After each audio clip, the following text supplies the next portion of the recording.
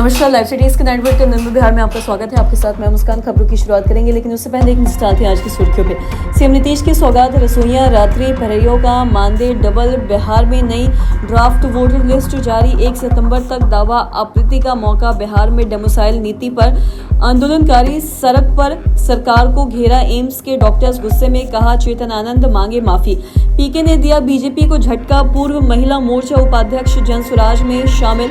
चोर खुद चोरी पर रो रहा है, गिरिराज सिंह का तंज। बिहार में फिर बनेगा एनडीए की सरकार। महागठबंधन को रैली पर बोले कुशवाहा। 2 अगस्त को होगा पीएम किसान उत्सव दिवस, मंत्री का ऐलान। पुलिस की बड़ी कार्रवाई। देसी कट्टा के साथ युवक गिरफ्तार। बिहार के 4 जिलों में होगी भयंकर बारिश, आईएमडी का अलर्ट।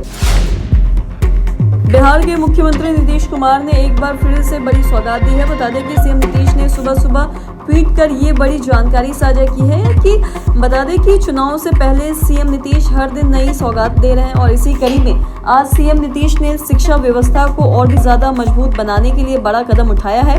और सीएम नीतीश ने रसोइयों, रात्रि प्रहरियों और साथ ही स्वास्थ्य अनुदेशकों को मानदेय में दोगुनी वृद्धि की है। वहीं सीएम नीतीश ने ट्वीट कर कहा है कि नवंबर 2005 में सरकार बनने के बाद से ही हम लोग शिक्षा व्यवस्था में सुधार के लिए लगातार काम कर रहे थे। वर्ष 2005 में शिक्षा का कुल बजट 4,366 करोड़ रुपए था, जो बढ़कर 77,619 करोड़ रुपए हो चुके हैं। उन्होंने आगे ये भी लगाया कि शिक्षा व्यवस्था को शीघ्र बनाने में रसोइया, रात्रि प्रहरियों तथा शारीरिक शिक्षा एवं स्वास्थ्य अनुदेशकों ने महत्वपूर्ण भूमिका निभाई, और इसे ध्यान में रखते हुए हम लोगों ने इन कर्मियों की मानदेय को बढ़ा दिया है।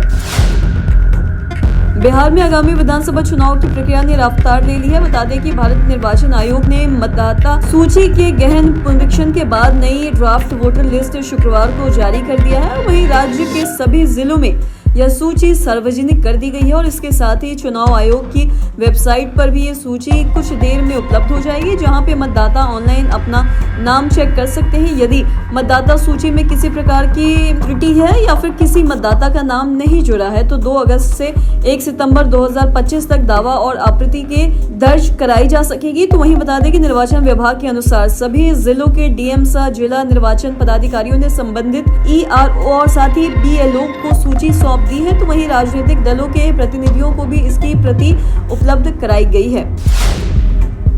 बिहार में सरकारी नौकरियों में डोमिसाइल नीति लागू करने की मांग को लेकर शुक्रवार को छात्र सड़क पर उतरे, और हजारों की संख्या में पटना पहुंचे छात्र छात्राओं ने प्रदर्शन किया है, सरकार के खिलाफ नारेबाजी कर रहे हैं। तो वहीं प्रदर्शनकारियों ने इसे चुनावी मुद्दा बनाने की चेतावनी दी है, और हजारों की संख्या में प्रदर्शनकारियों ने गांधी मैदान, कारगिल चौक से आगे डाक बंगला चौराहा तक मार्च निकाला था, और इसे देखते हुए इलाके में सुरक्षा के कड़े प्रबंध भी किए गए थे। वहीं पहले ही डोमिसाइल के मुद्दे पर पटना में आंदोलन हो चुका है, और आंदोलन का नेतृत्व कर रहे छात्र नेताओं ने स्पष्ट शब्दों में ये कहा है कि सरकार को छात्रों की मांगों को नजरअंदाज नहीं करना चाहिए। उन्होंने ये भी कहा है कि बिहार के छात्रों के भविष्य से खिलवाड़ बर्दाश्त नहीं किया जाएगा। सरकार को हर हाल में डोमिसाइल नीति लागू करना पड़ेगा।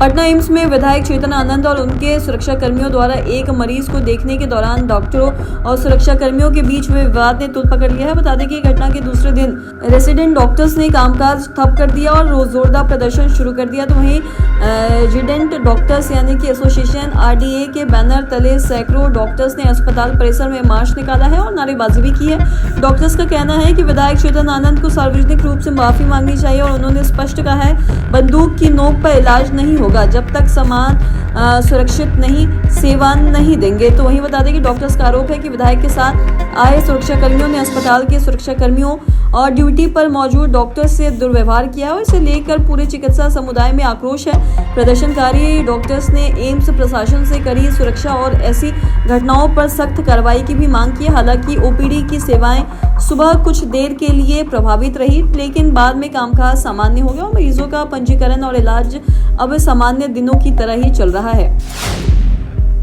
बिहार भाजपा के पूर्व महामंत्री सुधीर शर्मा, पूर्व भाजपा नेत्री विनीता मिश्रा और व्यवसायी एवं भोजपुरी कलाकार चेतना झाम समेत कई नेताओं ने शुक्रवार को जनसुराज का दामन थाम लिया है। तो वहीं प्रशांत किशोर की मौजूदगी में भाजपा के नेताओं ने जनसुराज की सदस्यता ग्रहण की और पीके ने पूर्व भाजपा नेताओं और चेतना झाम के जनसुराज में आने पर इसे पार्टी की मजबूती और जन सरकारों को समर्पित नेताओं में बढ़ती स्वीकृति करार दिया है। उन्होंने ये भी कहा कि जनसुराज के संकल्पों को साकार करने के लिए सुधीर शर्मा, विनीता मिश्रा, चेतना झाम प्रमुख और आयाम बनेंगे। तो वहीं भाजपा की वरिष्ठ महिला नेता और साथ ही पूर्व महिला मोर्चा उपाध्यक्ष रही विनीता मिश्रा ने पिछले महीने पार्टी से इस्तीफा दे दिया है। साथ ही में विधानसभा चुनाव के पहले सुधीर शर्मा ने जनसुराज का दामन थाम कर पीके की पार्टी को मजबूत देने की संकल्प किए। तो वहीं बता दें कि भूमियार जाति से आने वाले सुधीर शर्मा का एक बड़े मतदाता वर्ग पर भी प्रभाव इसका पड़ सकता है।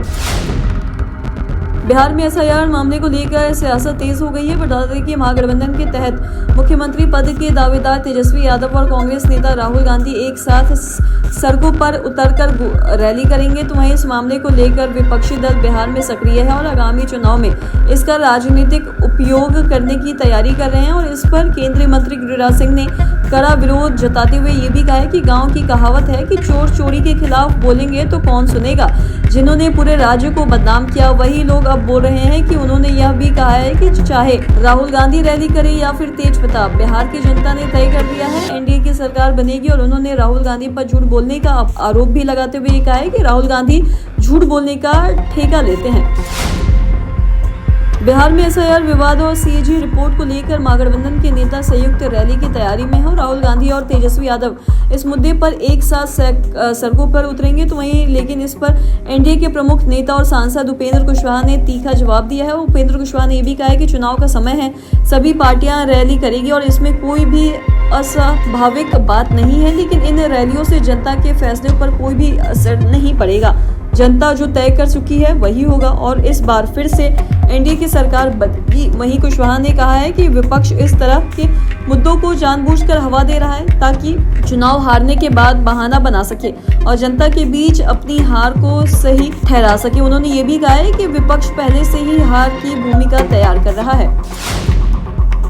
प्रधानमंत्री किसान सम्मान निधि योजना की 20वीं किस्त के वितरण को लेकर 2 अगस्त 2025 को राजधानी पटना के बापू सभागार गांधी मैदान पीएम किसान उत्सव दिवस का भव्य आयोजन किया जाएगा। यही जानकारी बिहार के माननीय उप मुख्यमंत्री सह कृषि मंत्री विजय कुमार सिन्हा ने दी है।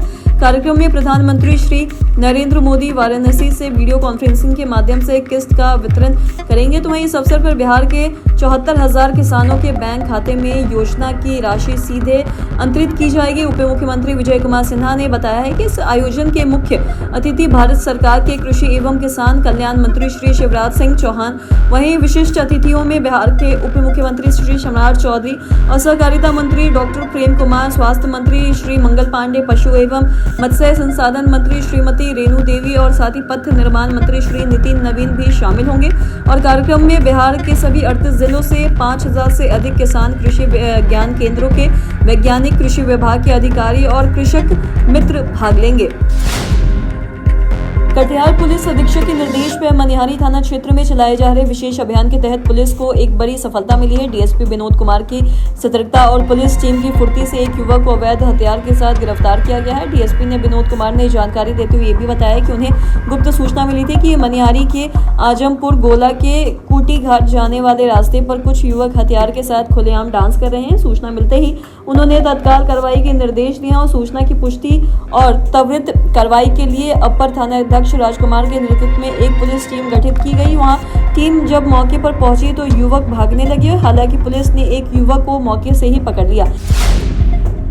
बिहार की राजधानी पटना समेत कई जिलों में पिछले 24 घंटे में सामान्य से अधिक बारिश दर्ज की गई है। शुक्रवार सुबह पटना, गया, भागलपुर में जमकर बारिश हुई है। इससे तापमान सामान्य बना हुआ है। वहीं इसी बीच पटना मौसम विज्ञान केंद्र ने यह भी बताया कि बिहार के सभी जिलों के अगले 24 घंटों के दौरान बारिश होने के आसार हैं। और मौसम विभाग ने अपने अपडेट में ये भी बताया है कि 2 अगस्त तक बिहार के अररिया, बांका, जमुई और मुंगेर जिले में अति भारी बारिश होगी। पटना मौसम विज्ञान केंद्र ने अगस्त महीने को लेकर जारी किए पूर्वानुमान में ये भी बताया कि राज्य के साउथ वेस्ट भाग के कुछ जिलों में अधिकतम तापमान सामान्य से कम, जबकि बाकी भागों में अधिकतम तापमान सामान्य से ज्यादा रहने की संभावना है। इसी महीने में बिहार के तापमान 34 से 36 डिग्री सेल्सियस के बीच रह सकता है।